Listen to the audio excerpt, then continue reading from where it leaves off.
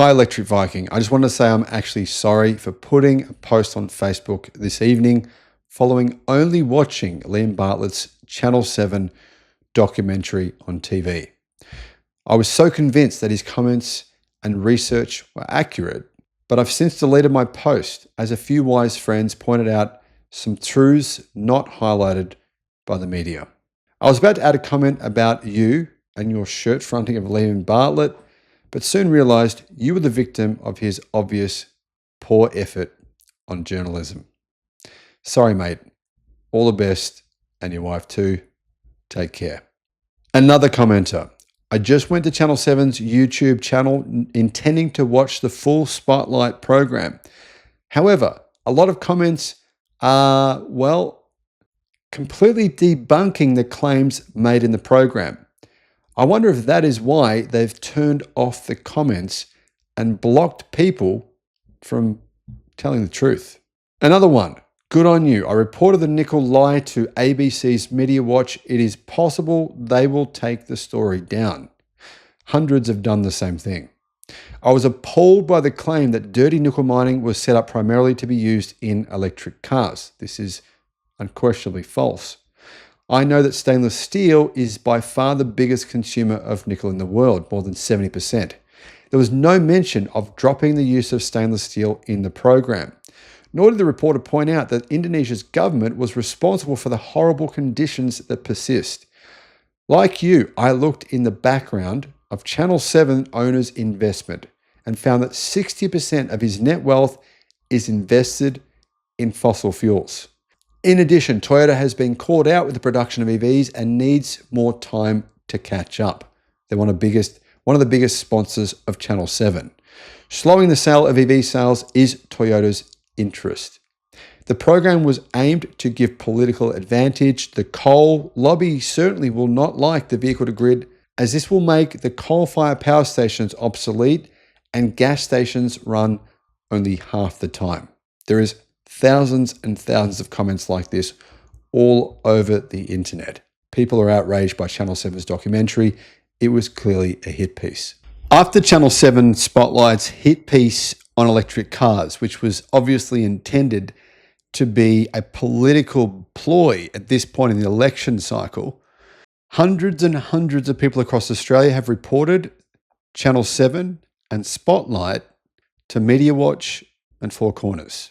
Now the question is, why are people doing this? Well, for one, they said that a mine in Indonesia was responsible for 21 deaths. And they said that that mine was being used for electric car batteries. Well, it turns out that mine is actually owned by a stainless steel company and has nothing at all to do with electric cars. In fact, crazy enough as it is, more than 70% of the world's nickel, which was what the entire piece was all about, is actually for stainless steel. Now, for some bizarre reason, Channel 7 and Spotlight have no problems whatsoever with any stainless steel companies and couldn't care less if you buy as much stainless steel as you want, even though EVs represent only 5% of the use of nickel worldwide. Now, of course, this does not mean I personally want dirty nickel being used at all.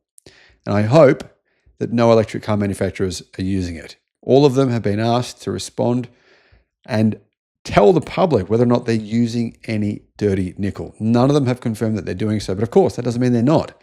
Hopefully, they're not.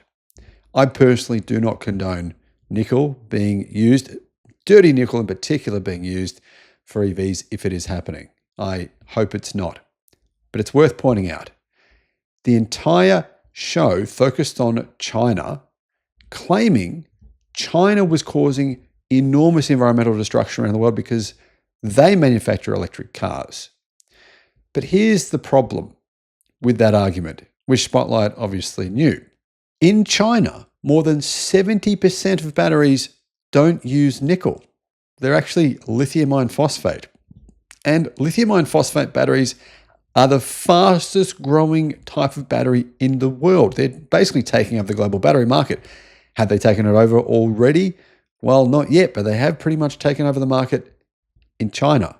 And China plans on not having any reliance on nickel in the future because that will enable it to save huge amounts of money. Why use nickel or cobalt when you don't actually have to? Now, if you want to go to the Channel 7 video, the spotlight video about this issue, you can do so, but you can't comment. They've turned off the comments because so many people called bullshit on their claims.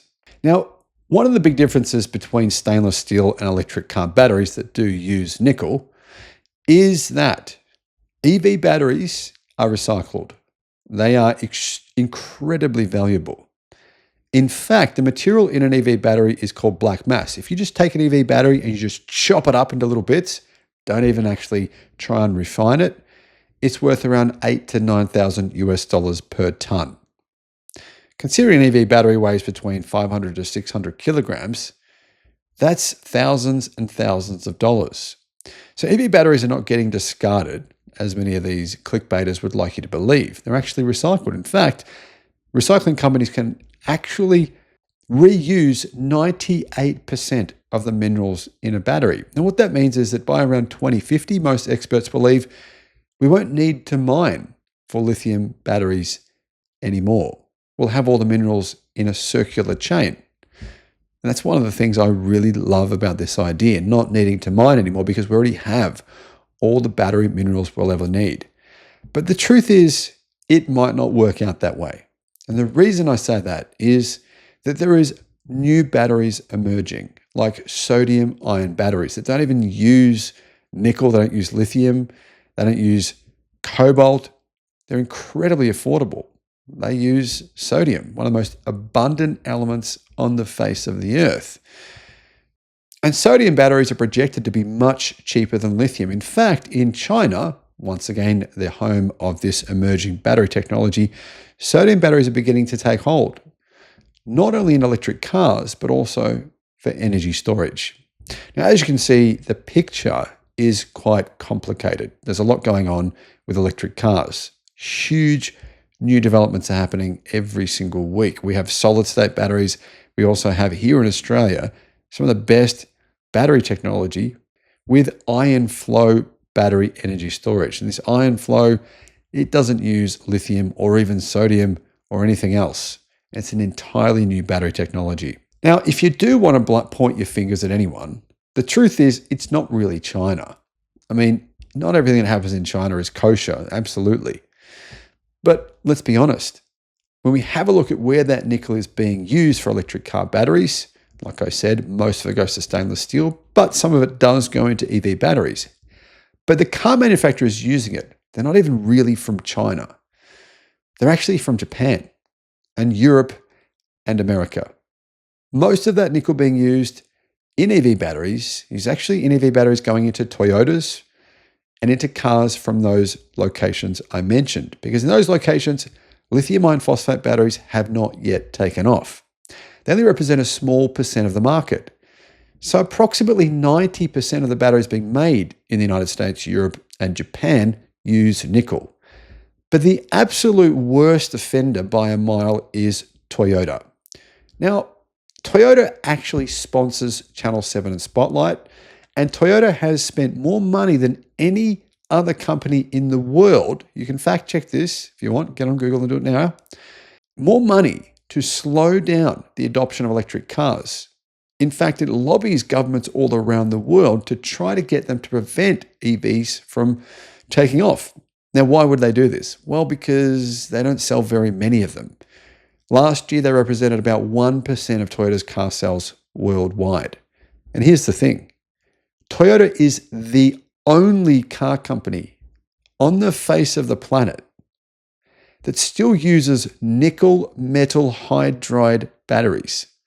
This is ancient technology they used to have in the Toyota Prius from more than 20 years ago. I mean, when I believe I was about 20 years old working for a building company, that was 23 years ago. You could buy nickel metal hydride batteries back then.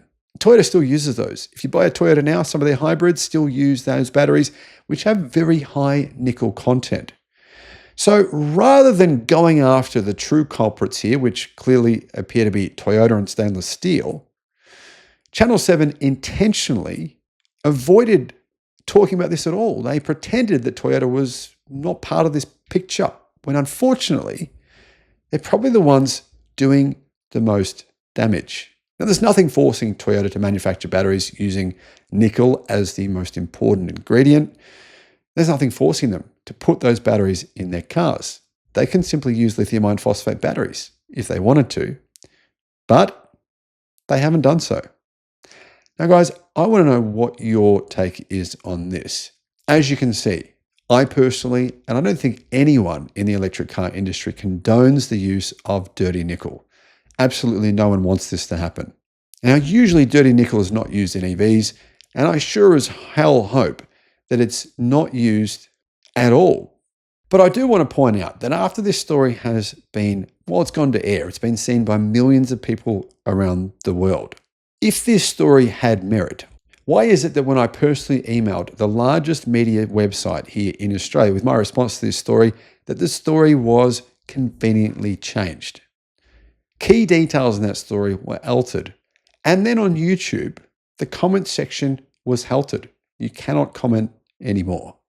Now, my friends, if that is transparency, if that is honesty from Spotlight, from Liam Bartlett, and from Channel 7, then wow, we have a very low standard for the media here in Australia. Let me know what your thoughts are, and thanks for watching.